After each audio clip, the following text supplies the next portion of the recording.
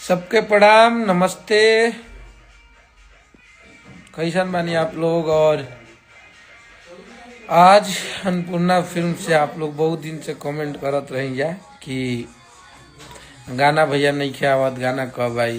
तो आप सबके बीच में आप सबके ट्रेंडिंग स्टार के पोस्टर रिलीज भइल बा और जौना गाना के नाम बा कलम छबा गईनी।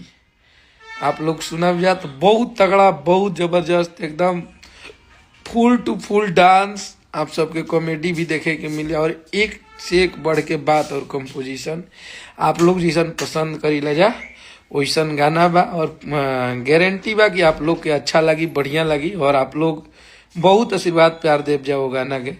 और हमनी के मेहनत जारी रही आप लोग के बीच में। और ये 24 तारीख के गाना सुबह सुबह आप सबके कितना बजे छुट्टी है भी? हाँ, 6:15 में गाना के अपनी के रिलीज कर देव जा। आप सब सुनब जा। एमे पूरा ऑल ओवर टीम के हमरा तरफ से स्टार्टिंग में ही कॉन्ग्रेचुलेसन बा, बधाई बा। भैया के संगे डिम्पल जी बानी, शिल्पी जी ने गाया है और इस गाने का अरेंजर मेरा छोटा भाई आशीष है। आर्या भैया का म्यूजिक है, कंपोजर है हमारे आदर्श जी और वीडियो डायरेक्टर हमारे लकी विश्वकर्मा जी की। तो पूरी टीम के साथ और टीम को इतना मेहनत इन लोगों ने किया है हम सब के लिए। गाना आपका भाई लिखा है तो बहुत तगड़ा बा और आप सबके बहुत अच्छा लगी।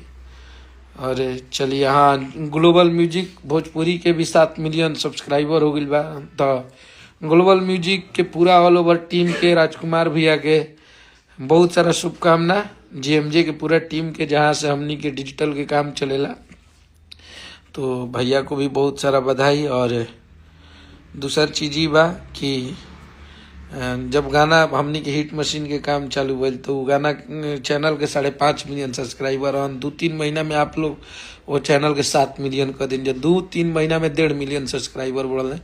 तो पूरा जितना भी हमनी के खेसारी भैया के स्टार भाई वालों, वहाँ के प्यार करे वाला लोग, सब लोगों ने बहुत प्यार दिया है। तो पूरी टीम को, ग्लोबल म्यूजिक को बधाई। आप लोग तैयार रहिए। आज मोशन पोस्टर चैनल पे रिलीज भइल बा। कल सुबह में टीजर हुई, परसों दिन गाना हुई।